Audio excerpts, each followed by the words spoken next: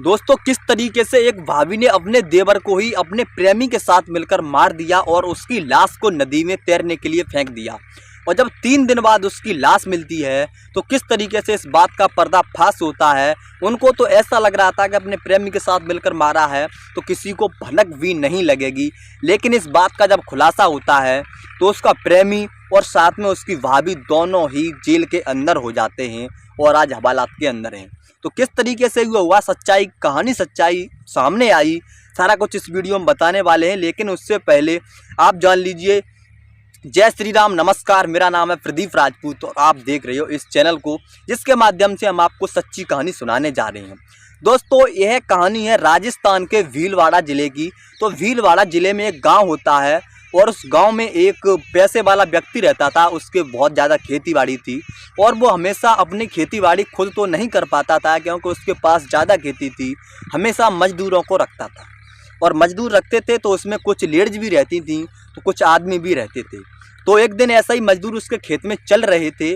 तो ऐसे मजदूर चल रहे थे तो मजदूर सारे दोपहर होता है तो सभी मजदूर खाना खाने के लिए चले जाते हैं, जिसमें से एक लेडीज रह जाती है जिसका नाम होता है नम्रता देवी। वो रह जाती है खेत में काम करते हुए। तो खेत का मालिक होता है जिसका नाम होता है धनराज। जब धनराज होता है उसकी उम्र भी लगभग 25 साल थी और वो लेडीज उसके खेत में काम कर रही थी वो अभी तक नहीं गई थी। उसकी उम्र लगभग 23 साल के करीब थी। वो गांव की बहू लगती थी, बहू थी। तो वो वहाँ पर काम कर रही थी। तो धनराज उसके पास जाता है और उससे पूछता है कि आप क्यों नहीं गई हो अभी तक, आप ऐसे काम क्यों कर रही हो। तो वो कहती है मालिक मैं तो काम कर रही हूँ, मुझे काम करने में अच्छा लग रहा है। तो धनराज उससे कहता है आप ऐसा करो, आप खाना खाने चली जाओ, सब लोग जा चुके हैं। तो नम्रता देवी कहती है मैं तो खाना लेकर आई हूँ और मैं यहीं खा लूँगी। तो धनराज कहता है उससे कि आप ऐसा करो अपना जाओ खाना खा लो। तो नम्रता देवी कहती है ठीक है हम चलते हैं और पेड़ की छाँव में जाकर खाना खाते हैं। तभी वो मालिक था उससे मजाक करने लगता है और कहता है मुझे आप अच्छी लगती हो। तो वो लेडीज थी यानी नम्रता देवी वो कुछ नहीं कहती है इस पर, क्यों कहीं ना कहीं उसके मन में भी कुछ चल रहा था और यह बात वो मालिक उससे मजाक करता जा रहा था तो वो भी उधर से मजाक कर रही थी।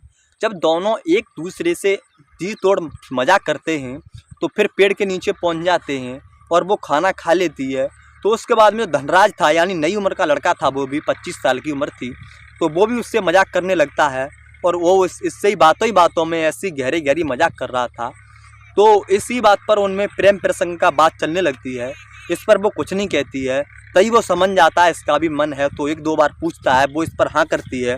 और तभी दोनों वो धनराज कहता है कि अभी कोई नहीं आ रहा है यहाँ पर, हम दोनों कुछ प्रेम प्रसंग बढ़ा लेते हैं, आपको किस करने का मन कर रहा है, इस तरीके से बात कहता है धनराज। तो इस पर वो कहती है तो कर लो, मना किसने किया है। तभी वो किस करने लगता है उस नम्रता देवी से और जब किस करने लगता है तो वो भी उसे बदले में किस करने लगती है। अब दोनों एक दूसरे को किस करते जा रहे थे तो दोनों की उत्तेजना थी अंदर से बढ़ती जा रही थी।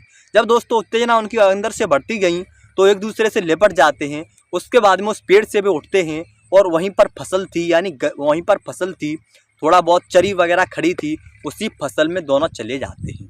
दोनों उसी फसल में चले जाते हैं और शारीरिक संबंध बनाने लगते हैं। जब उसी के अंदर शारीरिक संबंध बना रहे थे तभी जो नम्रता देवी है उसका देवर होता है जिसका नाम होता है गुड्डू देखता है सभी मजदूर घर पे आ गए हैं लेकिन उसकी भाभी है वो घर पर नहीं आई है। अब वो अपनी भाभी को देखता है, वहाँ पर उसकी भाभी नहीं है क्योंकि उसका भाई था वो बाहर कहीं काम करता था, नौकरी करता था। और जो गुड्डू होता है वो देखने के लिए जाता है आखिर मेरी भाभी कहाँ रह गई, कोई परेशानी तो नहीं है। जब वो उस मालिक के खेत में पहुँचता है धनराज के में तो वहाँ पर कोई नहीं दिखता है और उस पेड़ के पास पहुँचता है। वहीं पर दूसरा खेत था, इसमें फसल थी बड़ी, वहाँ पर उसे कुछ हलचल सुनाई देती है। जब उस फसल के पास में वो पहुँच जाता है तो वहीं पर उसे कुछ पेड़ हलते हुए नजर आते हैं। जब उनके पास पहुंचता है तो देखता है उसकी भाभी किसी के साथ संबंध बना रही थी। जब वो गौर करके देखता है तो देखता है धनराज ही यानी उस खेत का मालिक ही उसकी भाभी के साथ आपत्तिजनक अवस्था में था। तभी वो अपनी भाभी को आवाज़ लगाता है एकदम ज़ोर से, तो उसकी भाभी एकदम डर जाती है और जो धनराज था और उसकी भाभी एक दूसरे से अलग हो जाते हैं और अपने कपड़े संभालने लगते हैं। तभी दोस्तों वो नम्रता देवी होती है वो समझती है कि अगर इसको पता चल गया तो ये घर में सभी लोगों को बताएगा और अपने भाई को भी बताएगा, जिससे मेरी बहुत ही ज़्यादा बदनामी होगी और मेरा क्या होगा। तभी वो धनराज से कह दिया, इसे रास्ते से जल्दी से हटा दो, नहीं तो हम दोनों की बदनामी हो जाएगी, मेरे घर में मुझे कोई भी रहने नहीं देगा।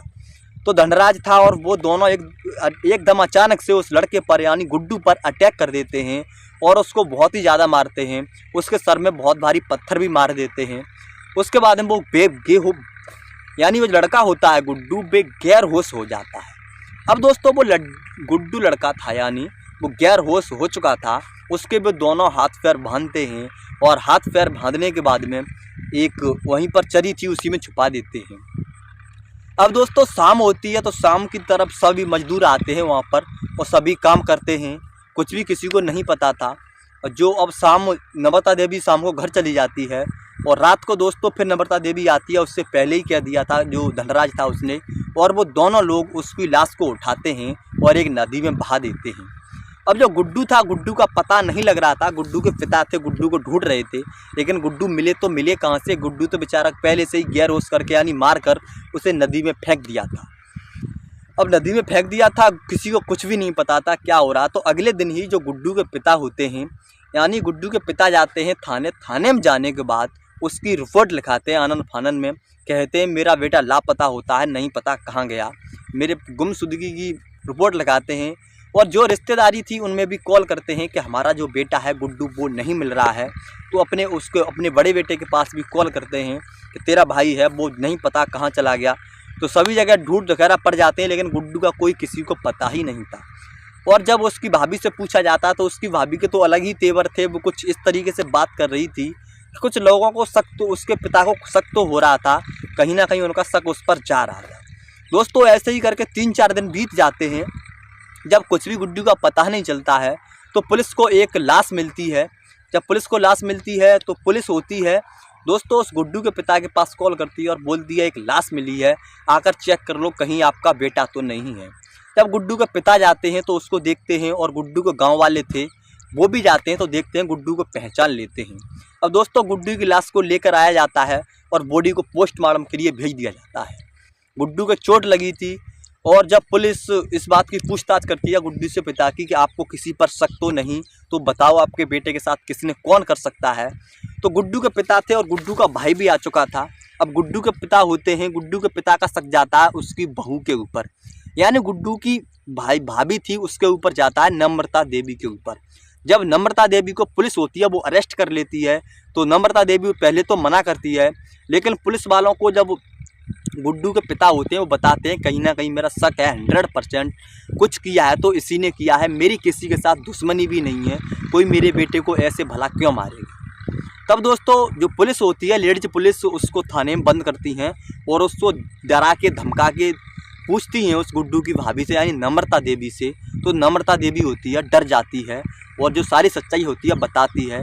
तभी धनराज को भी पकड़ लिया जाता है और धनराज को पकड़ लिया जाता है तो दोनों अपनी अपनी सच्चाई जो भी होती है बता देते हैं कि हमने ही मर्डर किया है, ऐसे ऐसे सारी बात जब सच्चाई सबको पता चलती है तो सभी के पैरों के नीचे ज़मीन खिसक जाती है कि कोई भला ऐसा भी कर सकता है, गुड्डू ने तुम्हारा क्या बिगाड़ा था।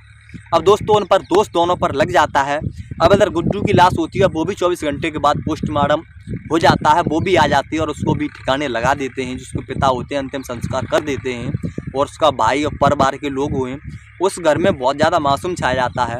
अब दोस्तों यह बात होती है जब कानून के पास चली जाती है, न्यायालय में न्याय पहुंचती है तो दोस्तों जो दोनों होते हैं वो अपने कानून को यानी जो जुर्म किया होता है उसको कबूल कर लेते हैं।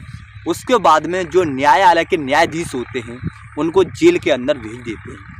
दोस्तों उनको 10 साल की जेल हो जाती है। आज वो दोनों किस तरीके से जेल के अंदर हो जाते हैं और साथ में उनका लड़का होता है, उन बेचारे लड़का भी उनका ख़त्म हो चुका था और उन्होंने ये गलत किया था, उसकी बेचारे की जान ले ली। ऐसा नहीं करना चाहिए, ऐसे क्राइमों के ऊपर किसी मासूम की जान क्यों लेते हो। तो दोस्तों मैं तभी कहता हूँ कि ऐसे चक्करों में कभी मत पड़ो, ना जाने क्या करना पड़े, कब कुछ भी करना पड़ सकता है। क्राइमों के चक्कर में अक्सर आपने देखा है कि जो मासूम लोग होते हैं कभी कभी मासूम लोग बेचारे बिना बात के ही मारे जाते हैं, उनका कुछ भी दोष भी नहीं होता है, उनको कुछ भी पता नहीं होता हमारे साथ क्या हो रहा है। तो दोस्तों यह कहानी आपको कैसी लगी, उम्मीद करता हूँ यह कहानी आपको अच्छी लगी है। अगर कहानी आपको अच्छी लगी है तो दोस्तों इस वीडियो को एक लाइक कर दीजिए और चैनल को अभी सब्सक्राइब कर लीजिए और कमेंट करके बताइए कि आप यह कहानी कहाँ से सुन रहे हो, आपका क्या नाम है। हम भी तो समझे हमारी वीडियो कहाँ कहाँ से लोग और कहाँ कहाँ से देख रहे हैं। तो मिलते हैं अगली वीडियो में, तब तक के लिए अपना ख्याल रखें और अपने परिवार वालों का भी ख्याल रखें।